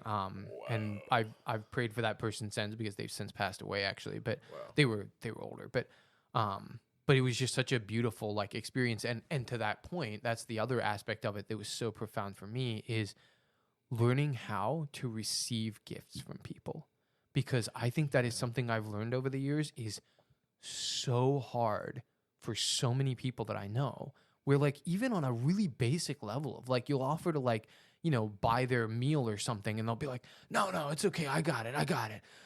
And it's like, I have like learned through that experience as a focus missionary, it really helped me to learn the concept. And I love to share it too, of like the sense that we nowadays will be like, no, it's okay. I got it. But what we're not realizing in that is that we are actually depriving that other person who's offering, we're depriving them of the opportunity to do a charitable act, to do something nice for someone. And in a like certain weird sort of sense, it actually can be really like good for them, that like it's not meant in some sort of unhealthy sense, but you can get a good feeling from doing that. And that's not a bad thing. That like recognizing that like, oh, like I gave this person this thing, or I helped them with this. Like, it's not in a prideful sense, but it's in a sense of like community of that's a good way to put it. It's like in the sense of community and friendship and stuff, that like you recognize that we should be mutually helping each other anyway. And that help doesn't always have to come with strings attached. Yeah. Sometimes it can be as simple as like, hey, let me buy your drink. Like, yeah, sure. Well, like, typically we can pick up on that too when people are giving of themselves to us, but for some ulterior motive. We can sense like there's something deprived happening here. But when it's given like with no strings attached, I mean, yeah, but what you were getting to, but I think people so often struggle with that though, of like, if something is given even with no strings attached nowadays, people have this like this obsessive understanding of like independence and stuff, that like, well, I don't want to feel like I'm, dependent on that person or a burden, or that I'm mooching off of them or whatever. And it's like, just allow them to like do something for you. That's why like nowadays, if people offer to buy me something or like, whatever, I almost never say no. I'm almost always just like, oh, thank you. Wow. That's so nice. Thank you. Like, because like, that's how and I've learned that, because I will do that for other people, and it drives me insane if they push back. I'm like, just let me do this. Just say like, thank you, please. Yeah, exactly. Right. All you have to do is say thank you and like move on. Like, yeah, there is a virtue in learning how to say thank you. Yeah, and just because part of it, I think, comes down to allowing people to love you too, in the sense of like allowing them to enter in and to do something for you. Wow. Yeah, it's maybe there's that the symptom of being unable to say thank you is the result of a greater problem of being uncomfortable with accepting affection and love. Mm-hmm. I think so. And to call my wife out, when I call her beautiful, she always makes like a funny face. And I'm like, stop doing that. Okay. All right. You're beautiful. All right. Don't be awkward. I'm complimenting you. You're gorgeous. And she's like, but I do the same thing too. So I'm kind of a hypocrite. No, I know. But We all do in ways. Yeah. But there is something about accepting the compliments of others and doing it well. And because you do diminish the gift from the person when you try and give it back and be like, oh, no, you don't have to do that. Well, because in the nature, just to kind of conclude that for me, in the nature of the concept of a gift, it has to be freely given and freely accepted. Yeah. And that's one of the, I think, the sad things that has happened so often nowadays is people think of gifts, I think, a lot of the time nowadays, partially because of the culture around things like holidays and stuff where people give gifts and you mutually give gifts, that people often think of gifts as like this mutual thing almost of like, oh, well, if I give you a gift, then you now need to give me a gift back in order for us to be like even or something. Oh, and dude, it's like, that's not how that's supposed to be at all. So I friggin' crushed the Hunger Games series over spring break. Nice. I can't stand Katniss, okay? Because what motivates a lot of her actions is obligation. Like Peta, the only real there's something good to be said about obligation sometimes, but no, but like the obligation to reciprocate a gift, which like yes, love should be reciprocated, but it's like it's not the fact that because he loves her, she's like, oh well, I have to love him back, or like I have to do this, or I have to like I don't like owing someone, and it's like I think that's one of the reasons I despise Katniss. But no, that's fair. That makes sense. It's like Peter does things out of the kindness of his heart and expects he does. Yeah, he does. Yep. Katniss is like, oh, I have to give that back now. It's like no, that's a great point. Yeah, it's the wrong mentality. Totally. So beautiful. Yeah. Focus really taught you to learn to say thank you and to be appreciative. To receive gifts. Yeah. So that's a good lesson right there. You also went on to talk about how being almost like you weren't forced. I don't think Focus was like, hey, did you go to mass today? Are you praying? But I'm sure things would catch on, like people would notice, like, oh, Peter, you're not. I mean, we sort of were forced in so far that like you're with a team of other missionaries. Yeah, so yeah, typically it's like 2 men and 2 women, and so like every day except for your off day, which is only 1 day a week, you're going to mass and holy hour with your team. Okay. And then even on your off day, typically your team director would, not on your off day, but like your team director will typically check in with you to make sure that you're like still doing it on a regular basis on your off days. So there is accountability in a good way. There's something to be said, and I'm trying to figure this out as a teacher, in forcing someone to do something. Like there is. Oh, for sure. I agree. Because I think about this when I'm like planning retreats, and there's always this stigma of like, oh no, we shouldn't force the kids into a situation like this. Like some people would even think like adoration or something, or small groups. But I look back on my own development, and there were things that I was forced into.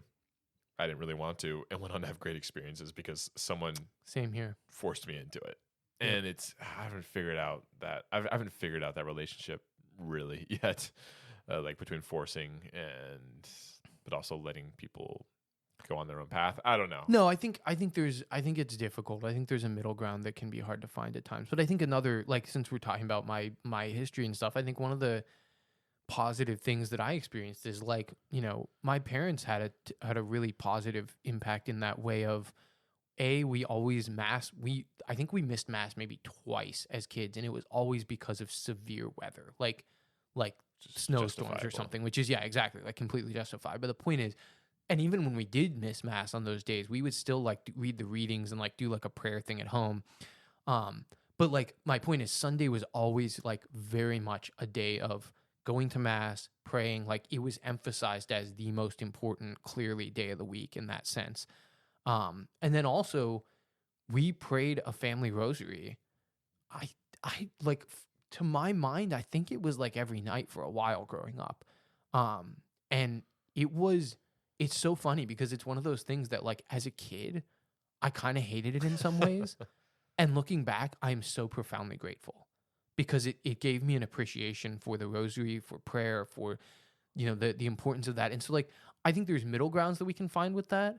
But I do think that overall it was really like a positive thing. That's awesome.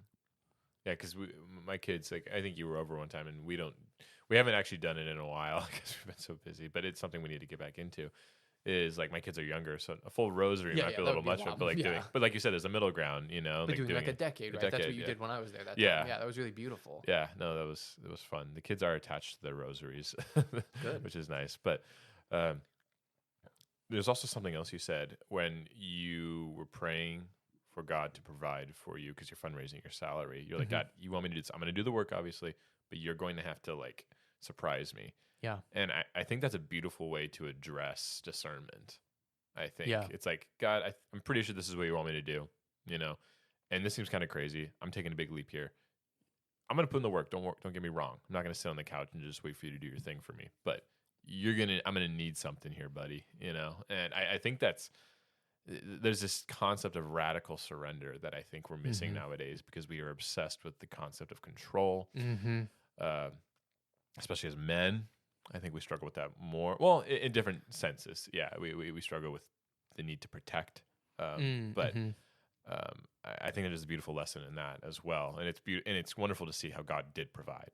Like, and that's a sign of proper discernment as well. So awesome. Did you get to the point? Did you just stop at Focus Mission when you were talking, or did you talk about what you did after you were a Focus Missionary? I don't think I got to that Okay, yet. so Yeah. because I know what happens next, but so you're a Focus Missionary. You're in your last year at So MIT. I guess to What's kind next? of resume in like that summer of 2017, going into my second year as a Focus Missionary, that experience of praying with the sense of abandonment and like really encountering that in prayer, I took that to prayer. I guess it's good to tell this story. I think it's helpful that I took that to prayer at training that summer after the spiritual director recommended it, and the next couple days were like really difficult because it was like emotionally draining because I would bring it up and there were all these feelings of like sadness, anger at God, anger at the situation, frustration, just like hurt, all of it. But I brought it to the Lord and I was like, look, this is how I feel. For the first time, really, I was like open with the Lord about my feelings. And Focus has this great thing that they talk about a lot of like how God is a loving father who wants to give us good gifts. Mm-hmm. And so I started praying with that in adoration at this retreat that we were at that summer for Focus. And I was asking the question very angrily of God of like, where is the gift in this? I was like, where is the gift in this situation of my, of my vision loss and everything? And I heard, not in a audible sense, but in the, people call it locution sometimes, but like in the internal like heart sense in prayer, I heard this response from the Lord of, your life is the gift, and I want you to give that back to me. And that was like that was another like turning point for me. Of it just gave me that first year as a Focus Missionary had been so like difficult in certain ways because I think a lot of the things that I had hidden behind for a long time were getting stripped away in a really positive way.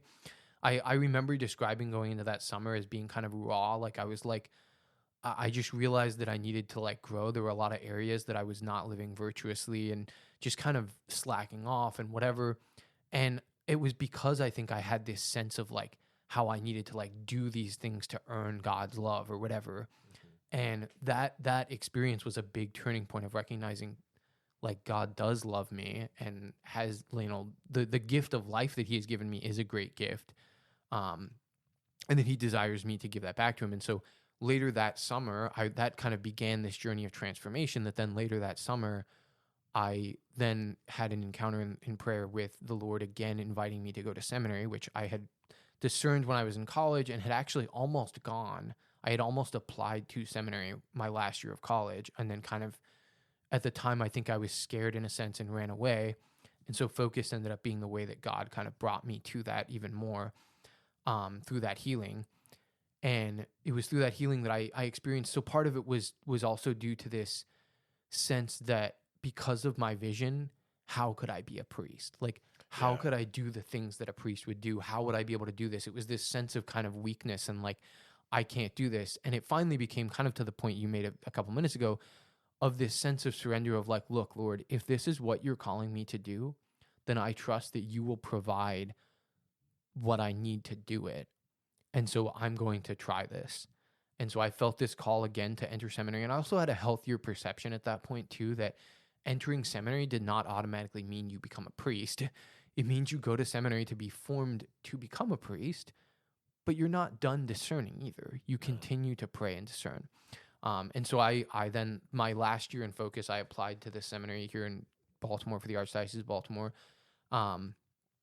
And I was accepted and entered seminary in fall of 2018. And my attitude entering seminary was the same attitude that I had when I left seminary, which was that I am here to pursue priesthood. And in the same kind of, I actually thought of it just now in comparison to what you were saying about the attitude toward fundraising, kind of that it was like this thing of, I'm going to pursue this until and unless I have a clear sense that the Lord is not calling me to become a priest. Because one of the dangers that people have in discernment a lot in general is, Lord, tell me what you want me to do. And the problem with that question is, most people and most of the time, the Lord's not going to shine a light into our life and be like, I want you to go do this. Yeah, I want you to now go do that. Right. What's going to happen is, through the normal course of life, if you are in a relationship with the Lord and you are praying, going to the sacraments of the Eucharist and confession and all the sacraments that you can receive on a regular basis, if you're praying and trusting in the Lord and receiving the sacraments and pursuing Him, those things will become clear as you progress through life. But there's a great phrase that a priest who wrote a book on discernment says, God can't drive a parked car. And his point is that eventually we have to make decisions and pursue things. And then as we're pursuing that thing, we can see, does it seem that the Lord is blessing this and is encouraging us to go along this path? Or does it seem that the Lord is saying, this is not right, I want you to, pivot, to move to a different path? And so that was my attitude entering seminary, which is also why I was able to discern out the way that I did. But yeah, so I spent 4 years of really good discernment and time and growth and virtue and learning philosophy and theology in seminary, very much believing for those 4 years that I was going to be, well, for at least 3 of those 4 years that I was going to become a priest. And then it became clear my last year through some experiences that the Lord was calling me to well, let's leave it at that for the moment, and then if there's anything you want to say, and then I can move through the rest of that. But no, yeah, I love your insight on discernment, because I think the biggest roadblock to discernment is ourselves, and especially, as a father and as a husband, as a teacher, I'm constantly going through the question: is this where we're supposed to be at? Do I need to do X, Y, or Z? What do you want me to do, Lord? And I noticed that I want the answer immediately. Yeah. But that's not how it works. you got it. Like, I think one thing with discernment is we're like, okay, I'm going to discern that. And then we're just waiting for God's response. It's like, no, you have to act. You need to move forward. Okay. There's this thing of discernment of like, you give it to God and then you let it go. Yep, exactly. Yeah. And it's difficult. Requires some humility, requires a whole lot of patience. But I think in moments of my life where I've had to discern, the philosophy you just expressed is what has always worked the best, is give it to God, and then you make a decision that seems the best and see if God blesses it or doesn't. Yeah. I love that. So what was seminary like? Did you enjoy that? Like those 4 years? Yeah. I mean, it was an interesting experience. It was incredibly challenging in some ways, but incredibly formative overall. And I grew in virtue in a lot of ways through the fraternity. I think probably the best part of seminary for me was the fraternity of just having so many other guys who are also pursuing virtue. None of us were perfect. We all made mistakes and fell and committed sins and whatever at times, but we were all striving for the same thing of like really pursuing the Lord and His church and loving Him and others. And so that was really helpful to grow in virtue. I met some really good guys who I grew with in relationship, and then those guys challenged me to do better. That was the thing. And so that was really formative. And then I also like understood, like I had more of an appreciation of the liturgy, the mass, and prayer, kind of my own relationship with the Lord, and a lot of continued like healing and processing through things. And actually, yeah, I mean, I don't think I really mind sharing this. I don't think it's that big a deal that like I like in seminary for the first time, I think it was my spiritual director or someone suggested doing counseling, like meeting with a therapist to talk about some things, particularly to do with like my vision loss and everything. And I actually have found that I have found a really well through the seminary. We had connections with a Catholic therapy program. Nice. So I do think that it's important for Catholics to have a Catholic therapist because they need to be able to understand like the basic, spirit connections between the spiritual life and psychology and all that. But I found that to be really, really helpful to my own growth too. Actually, there was a lot of healing that has come through that too, through being able to like understand myself better and why I have, why I do the things I do sometimes, what my desires lead toward, things like that. And just kind of to understand fatherhood, both in a spiritual sense of like what a priest does and in the paternal, like physical sense of what, a husband and father like you does. Obviously I can't understand either of those fully until I experience them, but being able to understand them a little bit more in a real sense of the philosophy and psychology and theology behind those things, was definitely helpful. And I think the experience, like, I don't know if I guess I've shared this a little bit, but so my going into the spring of the year before my last year of seminary, I had this experience of, I was like 27 or whatever it was, and had never held a baby in my entire life. Part of that was partially because of my vision. I think I was terrified of little kids. Not that I don't think they're great, I do, but I was just like, they're like small and like, what do you do with them? And like, yeah, they're breakable, like, and they like cry or say things, and it's just like scary. And I was at a park with some friends because it was like post-COVID time, and so we were still like not really meeting inside places. So we met at a park, and like a couple of my friends had little kids, and one of them like needed to go use the restroom, and like was like, "Hey, can you hold my like daughter?" And it's like her 8-month-old daughter. And so I was like, sure. Like, and I held this little girl, and for the first time in my life holding a small child, and she like wrapped her like little hand around my thumb. Oh yeah. And it was just like so adorable. And there was something in my heart that was just like, wow, I actually could be a father. Like, I had never actually legitimately considered that possibility. Like, even though I had like had a lot of attraction to women at times and wanted to date people, and like I hadn't really done a whole lot of dating before that, before I entered seminary, I mean, and I'd had a desire for it on just like a basic level, but I had never thought of it in the real sense of like, I could do this. And again, one of the things that then happened over the next year was praying with and talking through it in psychology and therapy, and like realizing that because of my vision again, I had not ever really thought that I could do it, because I was like, how would I be able to be a father? Like, there's so many things that I can't, I can't drive. Like, that's such a, like, for some reason in my mind, that's been linked as such an important thing that like, how can I do these things if I can't drive? And so that kind of began a discernment where, because that desire awoke in my heart, I was like, well, this could be the natural desire, because every good and holy priest should have a natural desire for being a husband and father. It's just a natural human thing that we should experience. And so I had to kind of discern over the next year, is this just the natural desire that every priest should have? Or is this something deeper where the Lord is calling me to pursue marriage and family life?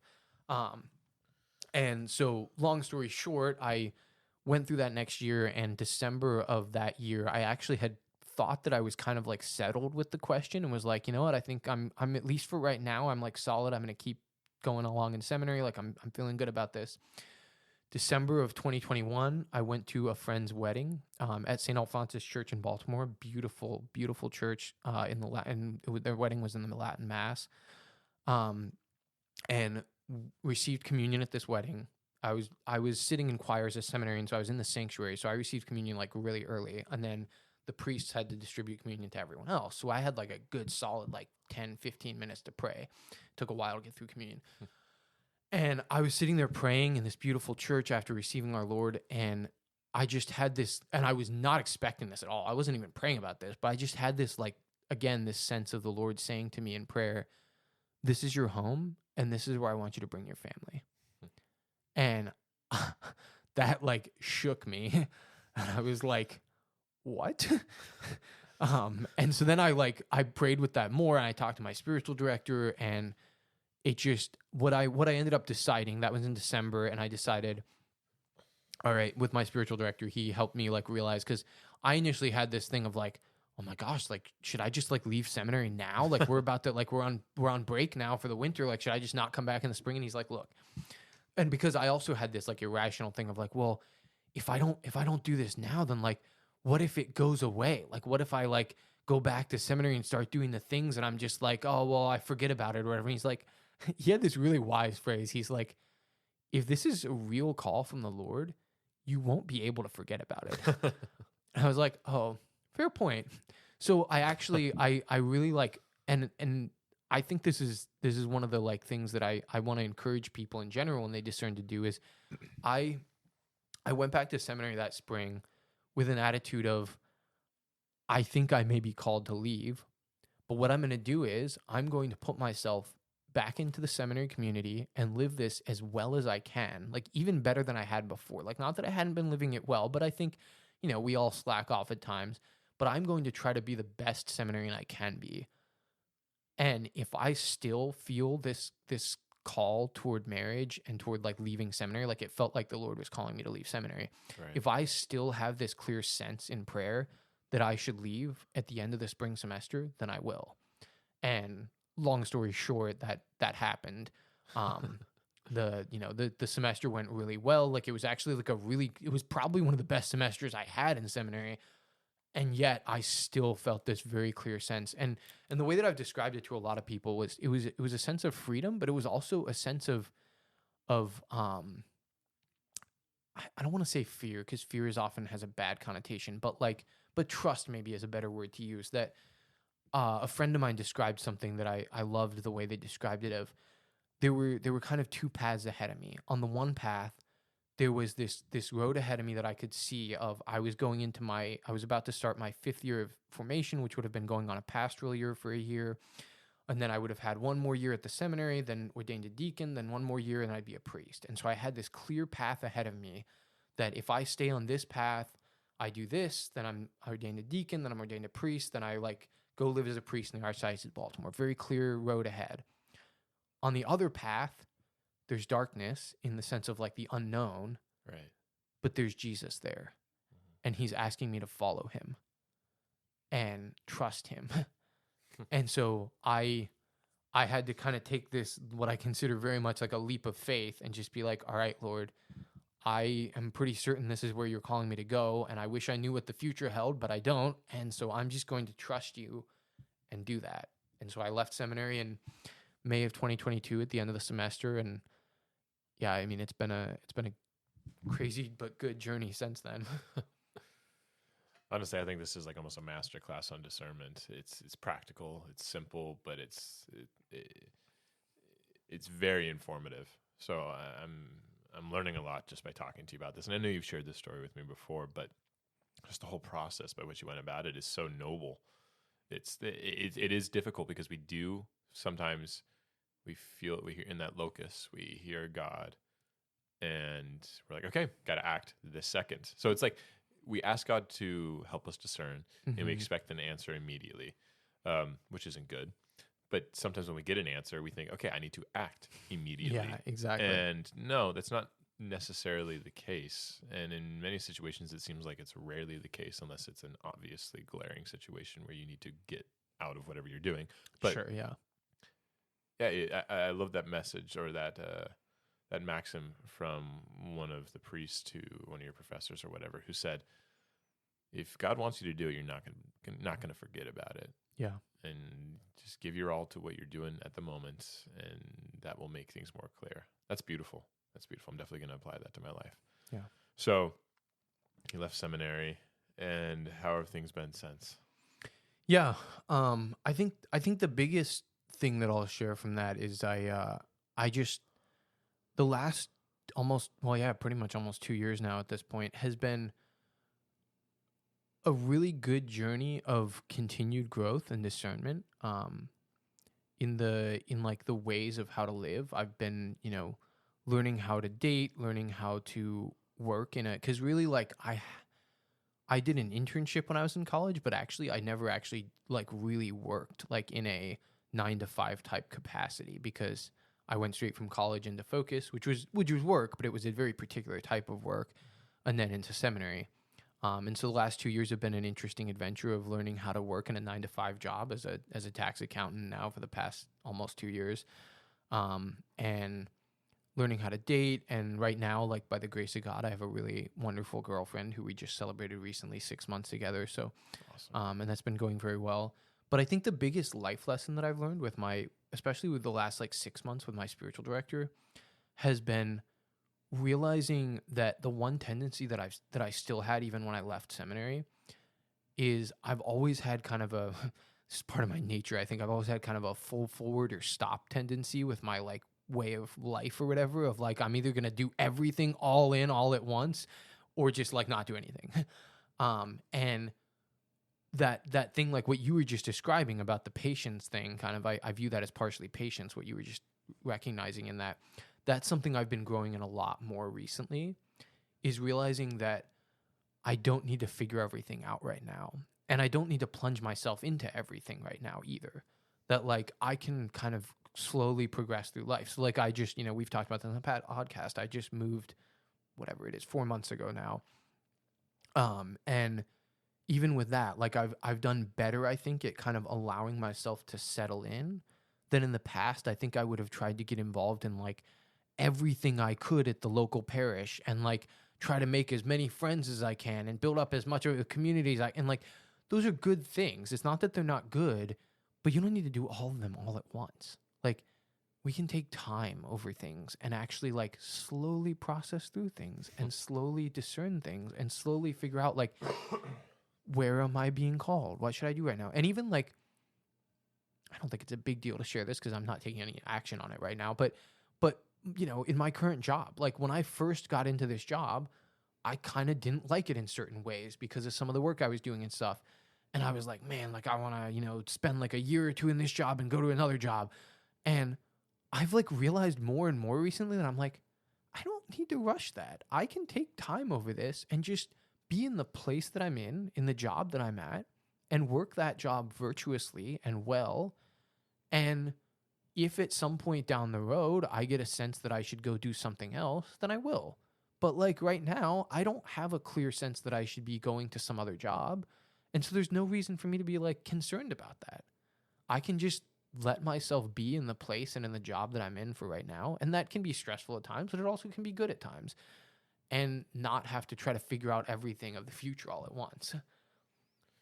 That's a beautiful way to approach it. Something we can all learn from, definitely.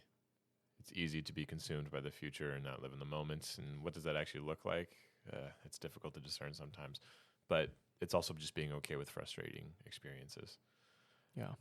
And I can say, Peter, that you've had a big impact on me. You started a men's Bible study 2 years ago. Yeah.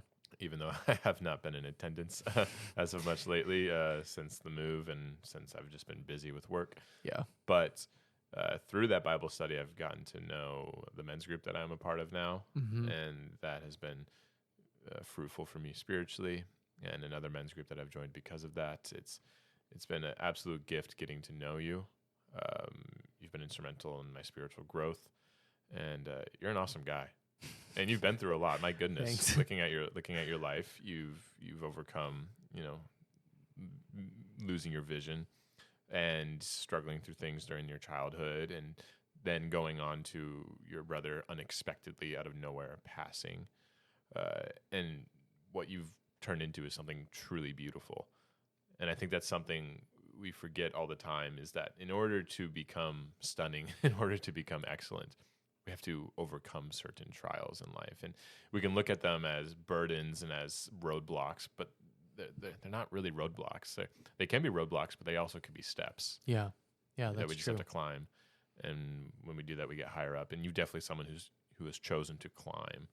And I find that incredibly admirable. So Yeah, which I think the last thing I want to share from my standpoint with all of what you just said is just to clarify or to kind of encourage people that, and by no means am I trying to say that like this whole conversation has built me up to look like a saint or something, but just to be clear that like I still struggle in tons of different ways. I still sin. One of the things that I've realized too over the years, because when I first encountered praying with my vision loss and all that, I thought naively, I thought that was like a one-time thing that I do this, and then like I got that great locution from the Lord, and like the Lord loves me. All right, I'm good to go now. And like I have realized in recent years that it is a constant life thing, that like I have to keep praying throughout my life with the challenges of my vision, the challenges of how I live, of just like encountering life on a daily, that whole thing of trying to take things a day at a time. Like that's a daily struggle. Like, so just to be clear to everyone that it's not, it's not like I'm just like, oh, I'm just like living my best self and I'm just all good now. Like, no, like it's like constantly difficult, but it's just that I continue to pray and trust in the Lord. And that is one of the like biggest benefits, I guess, to share too from my time in seminary is I grew to have a really great love for the divine office, the liturgy of the hours that priests and monks and sisters pray on a regular basis. And Vatican II actually encouraged all of the laity to pray it whenever possible. And so I still do the office of readings and morning prayer every day from that, and try to do night prayer and when I can, sometimes evening prayer. And that's been a really beautiful way for me to stay like connected on a daily basis with the Lord, because you're praying with the Psalms, with readings from Scripture. And so it's just such an anchor that like, I think the important thing is to always be continuing to pray and trust in the Lord. Like Padre Pio said, like pray, hope, and don't worry. That's beautiful. That's beautiful. Yeah, that was great. That was great. Just trying to think of a right way to wrap it up. Thank you, Peter, for being so vulnerable, being willing to talk about things. It's not always easy to, let's unpack the past, because the past is also great, Yeah. But I think what you did a great job of articulating is, and you said you're still dealing with, is that you're not perfect now. It's not like you've made it. You and I, we're still pretty young guys. And the best way probably to characterize our relationship with God is a struggle. I mean, that's what Israel means, to struggle with God, and that is the spiritual journey. And it's tempting to kind of think, look at us, we've made it, but we haven't. If eternity is what if eternity is what in store for us, this is simply just the beginning. Yeah. Yeah. And it's a beautiful beginning. So thank you, Peter. That was Thank awesome. We loved hearing your story. And if anyone ever has any questions, like we said, you can find us, our Gmail in the description of Mountains and Men at podcast@gmail.com. We would love to hear from you guys, even suggestions for video ideas or podcast ideas, or just questions you want us to answer. So we hope all is well, and you guys take care. God bless. God bless.